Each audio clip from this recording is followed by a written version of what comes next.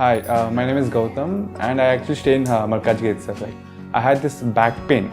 It's been 1.5 years. I have tried many treatments like chiropathy, oil massage, physiotherapy especially, but it didn't work out as much like what I expected. I strongly suggest homeopathy because నేను personally allopathy చాలా suffer అయినా. And I definitely do not recommend allopathy. You people can carry on with the homeopathy. Area Malkajgiri and doctor name is like Nageswara Rao and the clinic name is Neocare Homeopathy. Om Namah Shivaya. Om Namo Narayanaya.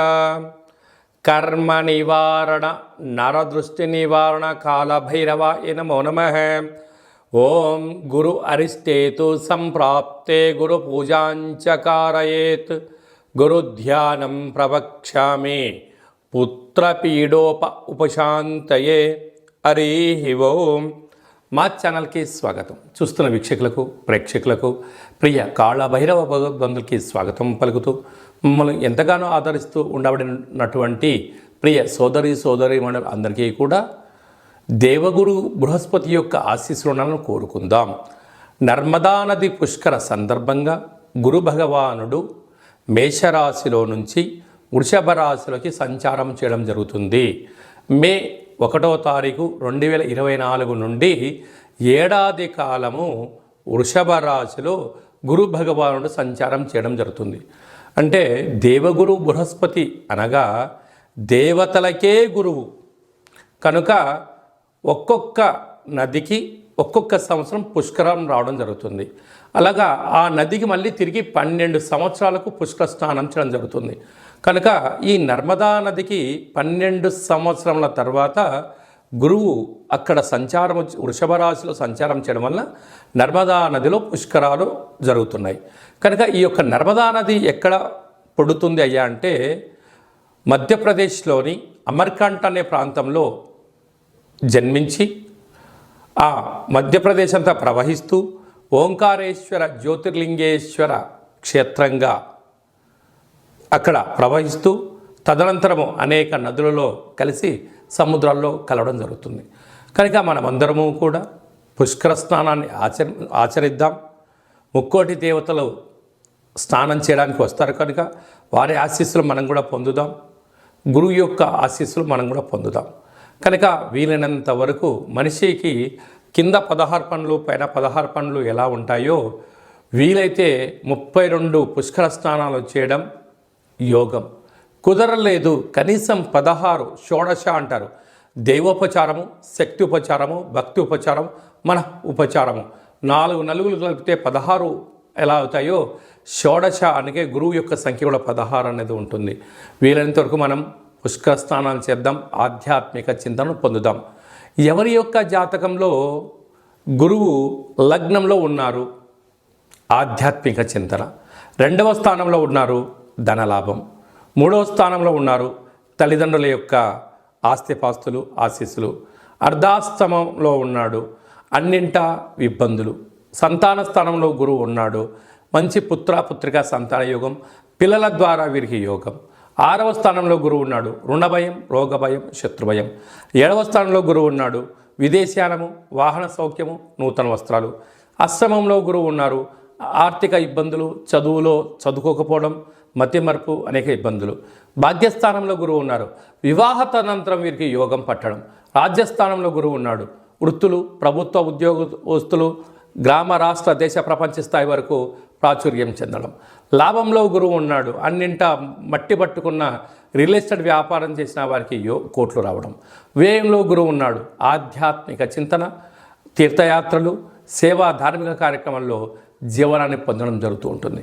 కనుక మన యొక్క జాతకంలో గురువు ఎక్కడ ఉన్నాడో తెలుసుకొని ఎలాంటి విధిలను పాటిస్తున్నాడు, ఈ ప్రస్తుత కాలమాన ప్రకారంగా గ్రహ గమనాలను అనుసరిస్తూ గురువు యొక్క శక్తి పొందగలగాలి అన్నట్లయితే ప్రతిరోజు ఉదయము ఇంటిని శుద్ధి పెట్టేటువంటి కాల సమయంలో చిటికెడంత పసుపు వేసి తుడిపించడం, పూజా మందిరంలో పసుపుతో అష్టదళ పద్మాన్ని వేయడం, ప్రతిరోజు ఇంట్లో బెల్లాన్ని నైవేద్యంగా పెట్టడం, చక్కెర పొంగలి లాంటిది నైవేద్యంగా ఏర్పాటు చేసి భక్తులకు ప్రసాదంగా పంచడం, ప్రతిరోజు ఒక పని మీద మీరు బయటికి వెళ్ళేటువంటి కాల సమయంలో సింహద్వారాల పైన 2 ఆవు పాలను కానీ బర్రె పాలను కానీ నీటి పాల చుక్కలు వేయడం.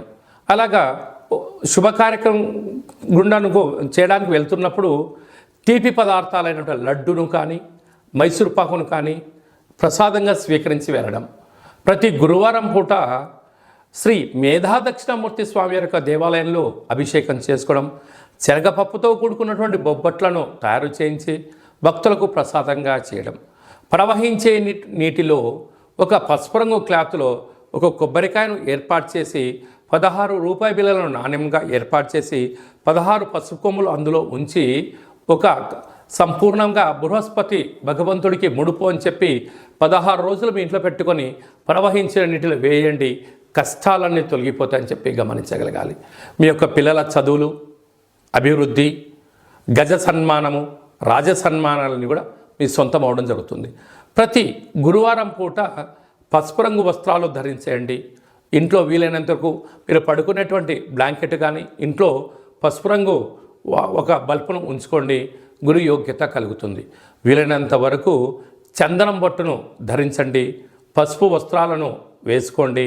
పసుపు రంగు కలిగిన పదార్థాలను దానం చేయగలిగినట్లయితే, శివుడికి పసుపుతో రుద్రాభిషేకం చేసిన, అమ్మవారికి పసుపు రంగు కలిగినట్టు పుష్పాలతో అర్చన చేయడము, స్త్రీమాతలకు పసుపు రంగు కలిగిన గాజులను దానం చేయడం వలన గురు యోగ్యత మీ సొంతమవుతుంది.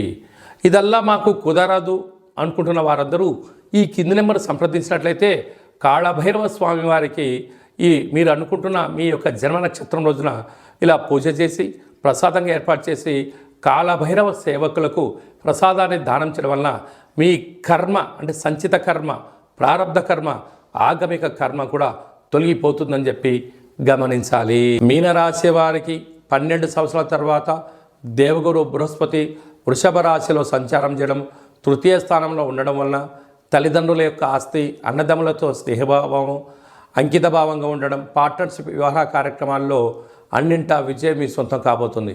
ఏమైనా స్వల్పమైన ఇబ్బందులు ఉన్నట్లయితే వీలైనంత వరకు మౌనంగా ఉండడం, అర్థం చేసుకొని మాట్లాడడం, వీలైనంత వరకు ఆధ్యాత్మిక చింతనగా ఉండగలగాలి. అప్పుడే మీ యొక్క ధనాన్ని కాపాడుకునే ప్రయత్నం చేస్తారు, లేకపోతే సర్వము కోల్పోయే పరిస్థితి ఉంటుంది. ఇలాంటి కాల సమయంలో బెల్లపు నీటితో కాలభైరవుడికి అభిషేకం చేసుకోవడం, మీరు ఎంత బరువు అయితే ఉంటారో అంత బరువు కలిగిన ఉప్పును నీటితో కలిపి శివుడికి రుద్రాభిషేకం చేసుకోవడం, కర్మను దానం చేయడము, ఈ నరదృష్టికి దిష్టి తీయించుకోవడము, కాళభైరవ స్వామి మెడలో గారెల మాల వేసి దానం చేయడం వల్ల అదృష్టం మీకు అద్భుతమైన యోగం కలిగిస్తుందని చెప్పి గమనించాలి. ఈ దేవగురు బృహస్పతి యొక్క ఆశీస్సులు మనం పొందగలగాలి అన్నట్లయితే మనం వీలైనంత వరకు పుష్కర స్నానం చేద్దాం, ప్రవహించే నీటిలో ఇలాంటి కార్యక్రమాలు ఆచరింపచేద్దాం. ప్రతిరోజు మనం స్నానం చేసేటప్పుడు ఆ నీటిలో చిటికెడంతా రోజ్ వాటర్ని, కొద్దిపాటి పసుపును, పచ్చకర్పూరాన్ని వేసి, వీలైతే జవాజి లాంటివి వేసి సుగంధ పరిమళాలతో కూడుకున్న నీటిని స్నానం చేయడం వలన గురు ఆకర్షణ శక్తి కలుగుతుంది. అప్పుడు ఓం గంగే చ యమునే చైవ కృష్ణ గోదావరి నర్మదే సింధు కావేరి జలేస్మిన్ సన్నిధిం కురు అనేటువంటి మంత్రాన్ని ఉచ్చరింపచేస్తూ సూర్యభగవానికి నమస్కారం చేసుకొని తులసి కోటలో నీళ్లను అర్ఘ్యంగా వదిలిపెట్టడం వల్ల సంపూర్ణ గురు ఆకర్షణ శక్తి కలుగుతుంది. అలాగనే ఇంకనూ మనం శక్తి సంపాదించగలగాలి అన్నట్లయితే ఈ యొక్క పాత్ర కంచు పాత్ర, స్వర్ణాకర్షణ అంటే సువర్ణము అనగా బంగారు.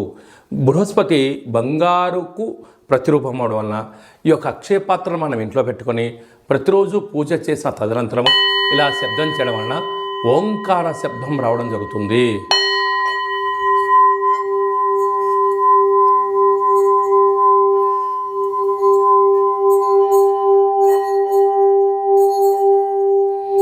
ఇలా శబ్ద తరంగాల్ని చేయడం వలన పిల్లలు బాగా చదువుకోవడం, ఉద్యోగస్తులు కొత్త ఉద్యోగం రావడం, వ్యాపారం రావడం జరుగుతుంది. యంత్ర, మంత్ర, తంత్ర, పరతంత్ర, తాంత్రికపరమైన దోషాలు కూడా తొలగిపోతాయి.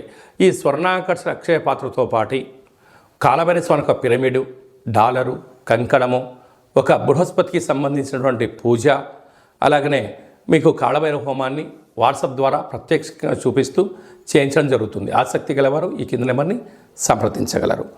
అలాగనే మీ వ్యక్తిగత జాతకం తెలుసుకోవాలనుకుంటున్నారా?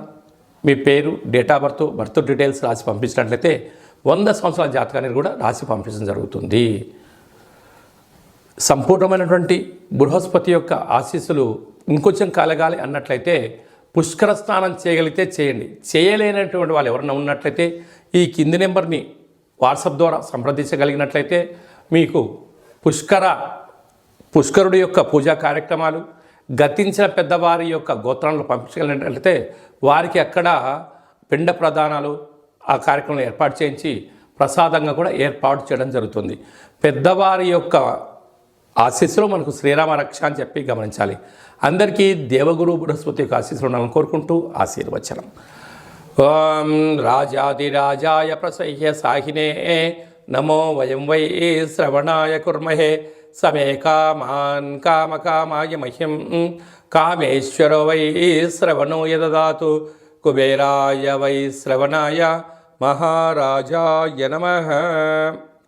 ఈ వీడియో మీకు నచ్చినట్లయితే లైక్ చేయండి, షేర్ చేయండి, మా ఛానల్ని సబ్స్క్రైబ్ చేసుకోండి. మేము చేస్తున్న వీడియోలు మీకు ముందస్తుగా నోటిఫికేషన్ రావాలి అంటే గంట సీమలో ప్రెస్ చేయండి, ఆల్ అనే బటన్ కూడా తెలియచేయండి. ఈ భక్తి సమాచారాన్ని మీరు ఎవరికైతే మీ క్షేమాన్ని ఎవరైతే కోరుకుంటున్నారో లేదా మీ క్షేమాన్ని ఎవరైతే కోరుకుంటారో వారికి ఫార్వర్డ్ చేసి భగవంతుడి యొక్క ఆశీస్సులు ఉచితంగా పొందగలరు.